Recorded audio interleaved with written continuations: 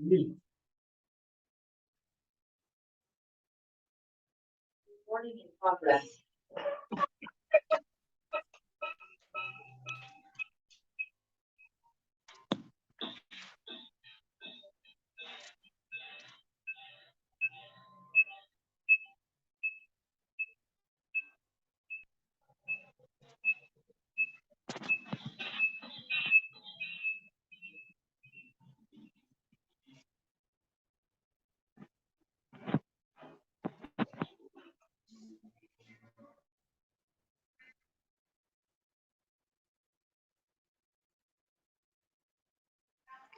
Est-ce que ça va? Oui, monsieur. Ok.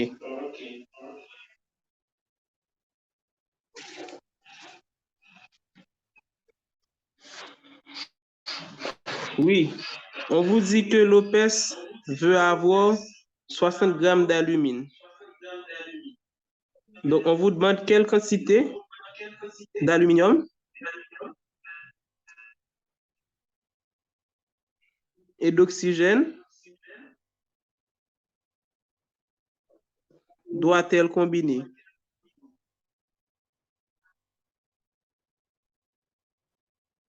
Et comme on avait dit qu'on allait faire l'interprétation en termes de mol d'abord, donc à la place de grammes, je vais mettre mol.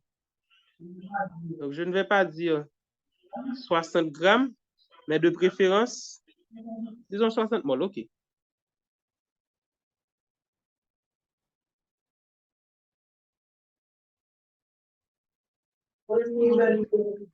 Comment est-ce que vous allez faire cet exercice?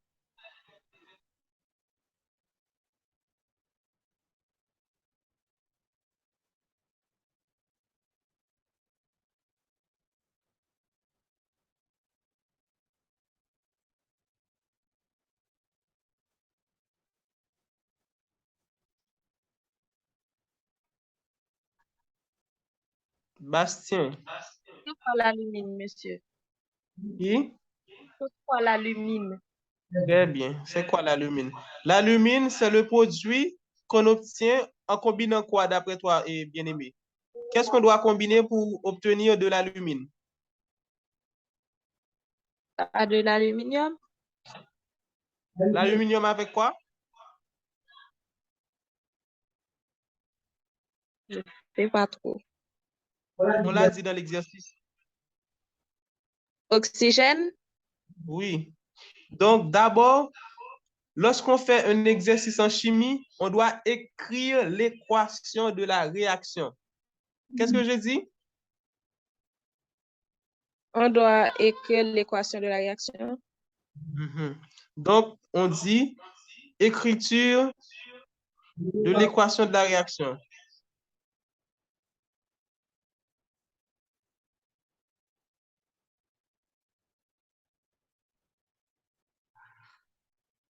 La réaction se passe entre quoi et quoi? L'aluminium et l'oxygène. Donc, je vais écrire Al plus quoi? O. N'oublie pas, je viens de le dire, on ne trouve jamais O2, oxygène. O2. O2. Et ça me donne quoi? 60 alumine. 60 mol d'alumine. Ça, non, ça ne donne pas 60 alumine, non? C'est Ça donne Lopez qui veut alumine. avoir 60 mol d'alumine. Ça donne alumine, tout court. Maintenant, l'alumine a pour formule Al2O3. C'est ce composé-là qu'on appelle l'alumine. D'accord?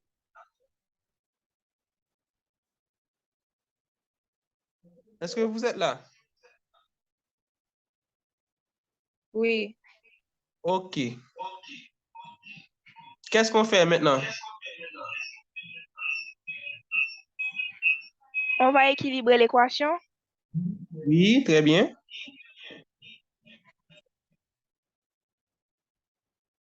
Je vous attends.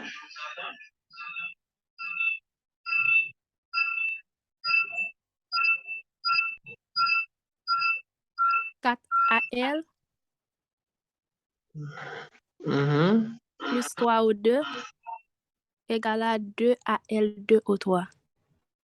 Très bien. Maintenant, comment interpréter cette réaction-là?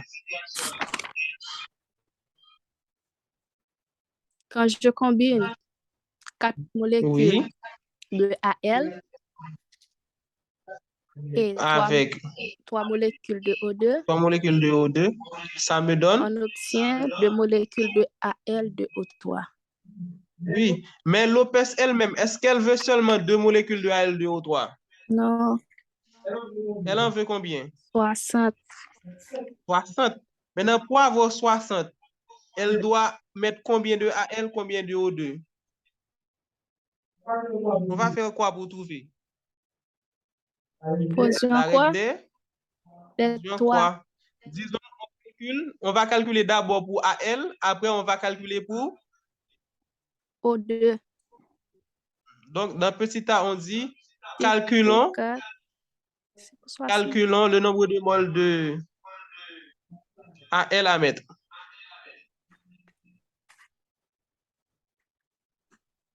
On fait la règle des 3, on dit si pour 4 moles de Al, on avait 2 moles 2 moles de de Al2O3. Al2O3, Alors pour et bien 60, pour on aura X. 60 moles de Al2O3, On aura on aura X. Ça va donner combien? 240 divisé par 2. Mhm. Ça va 120. donner 120. Oui, 120. Donc, Lopez doit mettre 120 moles de aluminium. On est là.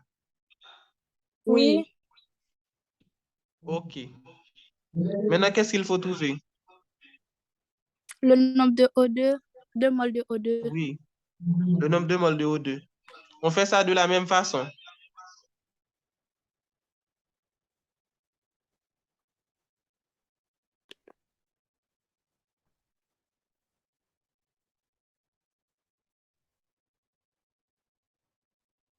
Donc, on calcule le nombre de moles de O2. On dit quoi? On va dans l'équation, on voit le rapport. Combien pour combien? C'est pour 3 molécules de O2. Mhm. L2O3. Alors, pour 3. Mhm. Ouais. 3 moles alors. On ne va pas dire mol, molécule, mais mol. On est déjà au laboratoire, donc on n'est pas à l'échelle microscopique. À la place de d'une seule ou bien de 3 molécules, on va prendre 3 moles. Donc on dit si pour 3 moles de O2, on avait 2 moles de Al2O3, eh bien, pour ces 60 moles, Pour 60, il y aura X. on aura X. Ça va donner combien? 90?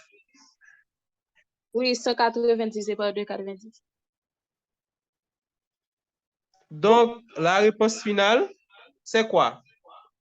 Lopez doit faire quoi?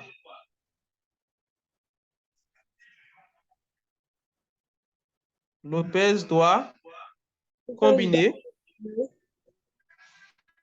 120 moles de d'aluminium. Al De Al, avec 90 90 moles 90 moles moles de de O2. O2, de O2 pour obtenir 60 moles de 60. Al2O3.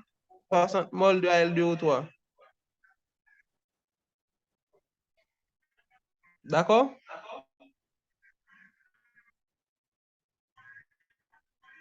Oui, monsieur. Est-ce que vous avez compris? Oui. Oui, OK, donc je pense que je vais m'arrêter là. Donc la prochaine fois, on va prendre d'autres exemples et on va aborder l'interprétation en termes de masse. Maintenant, il y a une chose. Est-ce que cette conclusion paraît sensée d'après vous? Le fait que l'on soit combiner 120 moles d'aluminium et 90 moles de O2 pour trouver que 60 moles de Al2O3. Est-ce que ça vous paraît sensé? Pas trop. Avec votre logique, elle devrait trouver combien?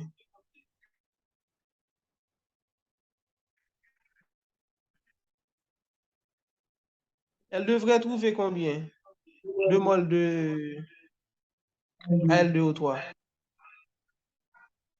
Si elle met 120 avec 90, ça 210. devrait donner combien? 210. Ça devrait donner 210. Mhm. Mais il faut savoir que cette logique-là ne s'applique pas au mol. Cette logique-là ne s'applique pas au mol, mais s'applique de préférence à la masse. C'est pour la masse qu'on a une conservation. N'oubliez pas, en NS1, on avait parlé de la loi de conservation de la masse. Vous l'avez oublié? On a même donné des exercices en rapport avec la conservation de la masse. Dans une équation chimique, il y a toujours équation de la masse. Et il y a toujours conservation de la masse, désolé, mais il n'y a pas conservation du nombre de moles. On vient de le voir. On a combiné 120 moles d'aluminium avec 90 moles de O2. Au contraire, ça nous a donné un plus petit nombre de moles qui est 60. Et je pourrais vous donner un exemple qui pourrait vous paraître sensé. Est-ce qu'il n'est pas possible de combiner 6 grammes de sucre avec, disons, on combine, on ne va pas dire ça en termes de grammes, disons, je combine 2 cuillères de sucre avec 2 tasses de farine et ça me donne un seul gâteau. Oui. C'est possible. Donc, c'est pour cette raison-là, c'est cette même logique qui s'applique au nombre de moles. On n'a pas conservation du nombre de moles, mais vous allez vérifier, si vous allez vérifier que 60 moles de AL2O3 considéré avec 120 moles de quoi? 120 moles de AL et 90 moles de O2. Vous allez vérifier que si j'additionne ces deux masses, ça va me donner la même masse que 60 moles de AL2O3. Est-ce que vous pouvez vérifier ça chez vous? Que l'addition de la masse de 120 moles de AL et de la masse de 90 moles de O2 me donne la même chose que 60 moles de AL2O3. Vous allez vérifier ça à l'aide de la formule de la masse molaire que je viens de donner, qui est égale à quoi?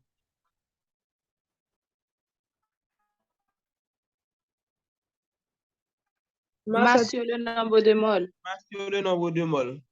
Vous allez appliquer cette formule-là pour chacune de ces espèces-là et vérifier que la somme de ces deux masses va donner cette masse. Et n'oubliez pas, par exemple, pour l'aluminium, sa masse molaire, c'est 27 grammes par mol. Pour l'oxygène, c'est combien? 18 grammes par mol. Non, 16. 16. C'est H2O qui est 18. 16 grammes par mol. Et j'espère que vous pouvez trouver pour O2. Donc, O2 va me donner combien? 16 par 2. 16 par 2, donc 32 grammes par mol. Et AL2O3. On fait quoi pour trouver ça? On fait 2 fois 27 plus 3 fois 16. 3 fois 16. Grammes par mol. Et vous appliquez les formules pour prouver qu'il y aura conservation de la masse. OK, donc je vous dis bye bye, à la prochaine. Au revoir, monsieur. Au revoir.